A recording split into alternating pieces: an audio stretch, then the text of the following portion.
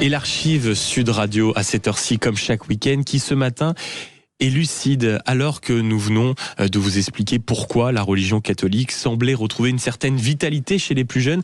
Peut-être que certains d'entre vous nous écoutent déjà avec au loin la silhouette familière du clocher de leur village, ou peut-être même qu'ils nous écoutent en touillant leur café avant d'aller à la messe, ou simplement en ce dimanche matin, suspendus comme ça au calme qui règne dans leur maison, dans leur appartement, et le silence à ces heures-là, généralement particulier dans des rues presque vides. Mais il fut un temps où la religion catholique n'était pas une exception, ni une curiosité sociologique, elle était la norme. Elle fixait le rythme des semaines, le calendrier des familles, le décor naturel de la vie française, quelle qu'elle soit. Le dimanche, les cloches sonnaient, ça aussi c'était la norme, et cela n'agitait pas les quelques néo-ruraux qui découvraient cela en s'achetant une petite résidence secondaire, en découvrant accessoirement ce qu'est la vie d'un véritable village. Bref, on se retrouvait devant l'église et juste en face, comme quoi les choses étaient bien pensées, le bistrot. Certains entraient pour prier, d'autres pour commenter le sermon, et la plupart faisaient les deux dans un ordre variable, il faut le reconnaître. Le clocher et le comptoir, la soutane et le verre de rouge, la foi et la discussion.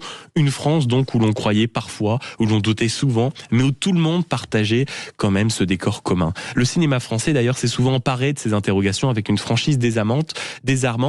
Et lorsqu'il s'agit de parler d'hommes, de morale, de vérité un peu rugueuse, il y a toujours un nom qui s'impose. Jean Gabin, Léandre vétérinaire bourru dans le film Tonnerre de Dieu, qui vit dans un château avec sa femme, Marie, un homme qui est usé, un homme entier, plus à l'aise avec les bêtes qu'avec les hommes, qui préfère les chevaux, les chiens, et surtout la compagnie de quelques bouteilles à la compagnie des sermons. Mais un jour, après quelques verres, un curé l'interroge sur son manque de foi. Et là, vous allez l'entendre, c'est du Gabin tout craché, la voix grave, la bonhomie mêlée de lassitude, l'ironie tranquille.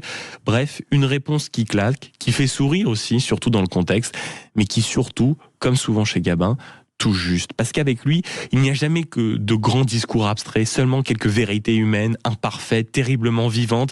Et vous allez l'entendre, derrière la provocation quand même, derrière la gouaille, il y a toujours cette petite lucidité presque tendre sur la foi, le doute, et puis surtout la condition humaine. Jean Gabin, Tonnerre de Dieu, 1965. Alors, toujours fâché avec le bon Dieu ? Oh, pour croire en Dieu, curé, il faut croire aux hommes. Mais quand vous parlez de la charité des hommes, moi ça me fout le voile rouge, je préfère mes chiens. Pouvez-vous me dire pourquoi vous parlez toujours de paix quand on nous prépare la grosse bombe pour Noël? Parce qu'ils la veulent tous, la grosse bombe. Y compris ceux qui vont à la messe, les bien-pensants. Moi je vais vous dire, dans la crèche, je vois les 35 millions de morts de la dernière guerre et les 200 millions de la prochaine. C'est pas une colombe blanche qui est sortie de l'arche, c'est un vol de corbeau. Vous n'êtes pas optimiste, mon fils?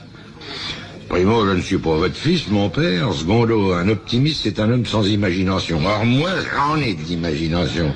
Surtout quand je suis rond comme aujourd'hui. Mais c'est pas grave, même rond comme aujourd'hui, qu'est-ce qu'on l'aime, Jean Gabin. C'était l'archive Sud Radio.